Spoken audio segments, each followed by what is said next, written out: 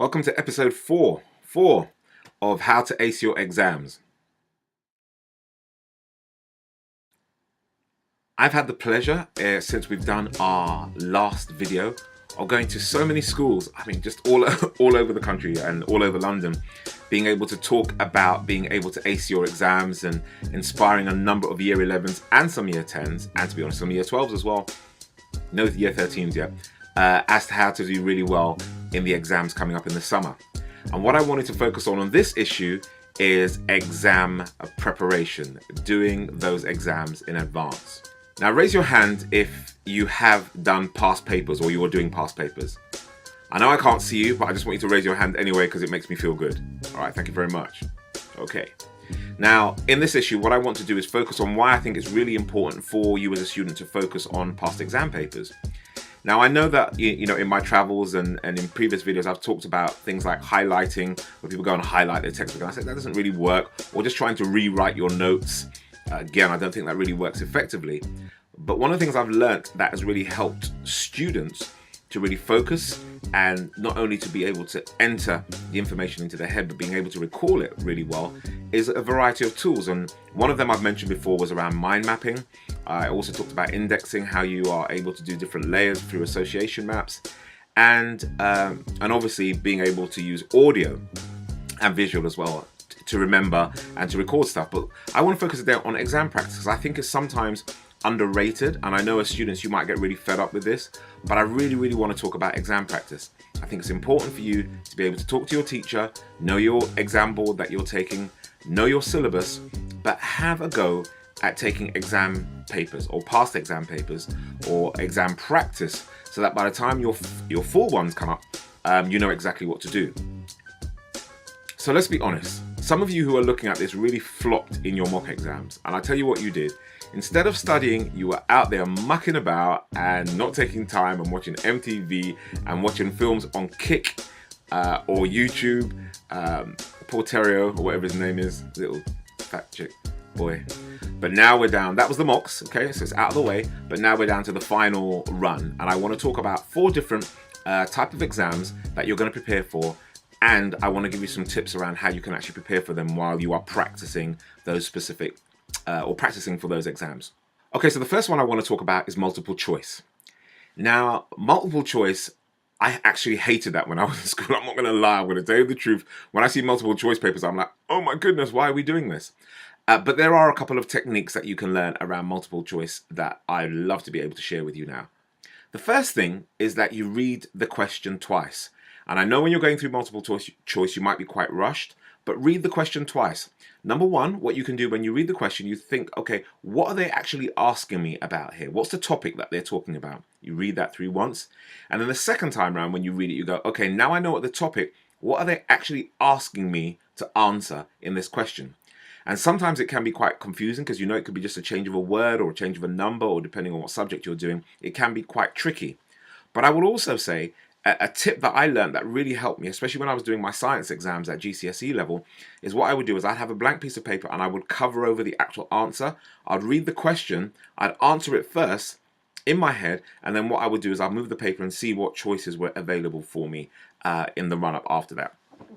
And so what that would then do for me is it would allow me to think already about the answer, think about what they're actually asking me, and then see which one of the questions actually match up best. And the third thing I will say to you when you are doing multiple choice questions is don't look for a pattern, because it's the spawn of Satan or whoever it is that writes those questions. They're trying to trick you. Don't look for a pattern because there is no pattern. Just go through and try and answer it to the best of your ability with the knowledge that you have. Don't rush it, but make sure you time it really well. And in terms of a revision tool, one of the best ways I think that you can actually handle or deal with multiple choice questions is, first and foremost, you know the syllabus, and that's going to make a lot of sense. Know the theories, but one of the best ways I think of being able to prepare yourself for a multiple choice test is through flashcards. If you ever use flashcards to remember formulas and dates and numbers and all that kind of stuff, that's a great way to remember for multiple choice questions. The second one I want to talk about is about oral examination. So spoken, when you are doing, especially like languages, or if you're doing English or what have you, doing oral examinations. My eldest has got her Spanish mock today, so it should be quite interesting when she comes home and tells me how that went. But the bit of advice that I gave her, I said to her, look, go and ask your teacher first and foremost what's expected from the exam. So if you're going to go and do an oral examination, it's really important for you to be able to know what might be coming up. So are you going to be, for example, tested on the way you use tenses? Are you going to be tested on the way you use your speech, how you put together a sentence, how colorful you are, what metaphors you use? Whatever it is, ask the teacher. Secondly, go and talk to somebody who's taken an oral exam before. One of the best ways I found of dealing with languages and in English, I just went and asked people who had done the question before. So what happened when you were in there? Yes, you might have been tense, you might have been nervous, but what happened through the process? Can you remember what actually happened? What were the kind of questions that were given? And whether that's a teacher or another student or an older student or somebody else who might have done the test, go and ask the question, because that's a brilliant way of being able to identify how you can cope or what's expected of you when you're doing your oral exams. And the last one I will say to you is very clear. Just practice. Online, there are loads of resources from BBC Bite Size to all those, and I'll put a list down below of the sites that you can go to. And I'll make sure that's all in I'll retrospectively make sure that's in all of the videos.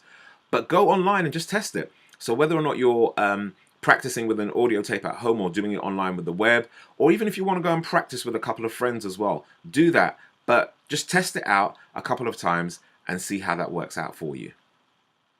The third kind of question that you're going to be faced with are case studies. So whether you're doing things like English literature, or whether you're doing a science, or whether you're doing a humanity, you're going to get these case study programs and some case study questions, and they might be worth, I don't know, 20 marks when you've been given either a passage of text, or you've been given a specific formula or a problem to solve. And what they want you to do is they want you to evaluate the problem, they want you to analyze it, and then they want you to solve it using the information that you have.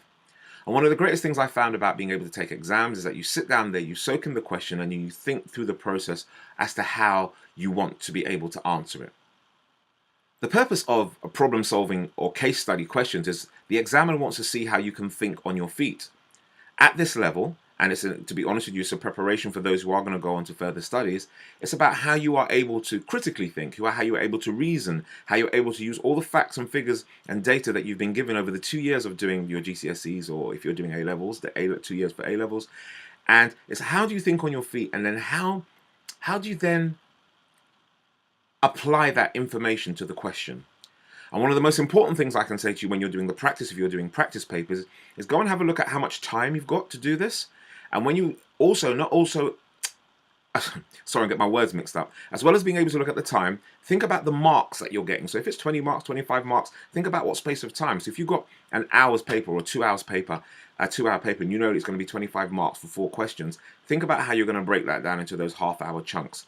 The bit for preparation, the bit where you go writing away like a mad, crazy person, and then the bit for the review at the end, so you can check for spelling, grammar, or making sure that you've made sense in what you've written.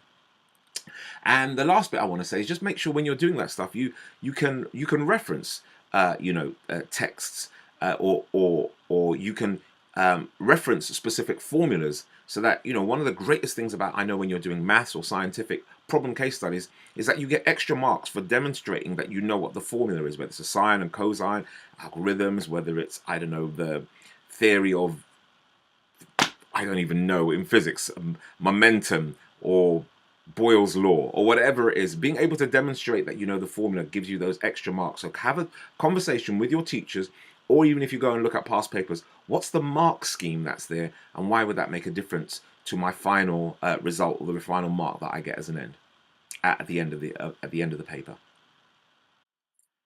And the fourth and final one, and I know there are others, because there are slightly different other techniques, but these are the 4 main ones that I want you to focus on. The fourth one is about your essays. Essays are the one that trip up quite a lot of people, especially in the humanities and the languages. But I really want to encourage you to get the practice in to start writing some essays. Here's what you need to do first and foremost. Read the question. Always read the question. And knowing how to answer those questions where they use words like evaluate or discover or describe or analyze or explain, when you have a practice of working with these, you get a sense of what's expected from you. Ask your teacher, or go and have a look at past exam papers, again, where people have done it online, so many different sites you can go to. Go there and actually have a look at what is expected for you to be able to write down. Once you've done that, have a structure. Have a good beginning, a good middle, and an end. Don't just waffle for the sake of it. And if you finish writing an essay, you finished it. Don't just try to put extra bits on just because it's going to be more time. Just plan it out, take your time, plan out how you want to walk through the actual question, and then record it. And the last thing I want to say is make sure that when you are faced with any one of these papers, any one of these practice papers, that you look at the time, how long is it going to take, you practice it under those exam conditions. What you do, hand it into a teacher or an adult or anyone else who could mark it on your behalf. But do that so you can get used to the mindset or the mind frame of being in those exams. So I hope this fourth video has been really helpful. I am a real massive big fan of exam practice, and I know a lot of you must probably do this during school anyway, but try and do it in your own time when you have an hour or two that you can practice certain questions in your room or in the library or wherever else is your place that you go and study. And I wish you all the best. Thank you very much for listening. 8 more to go, 9 weeks to go. Oh my gosh, this is scary. But you know what? Enjoy, and I'm sure if you put all the work in, you'll get the results. Don't expect good results if you don't put in hard work. So start working now. Thank you very much for listening. Peace.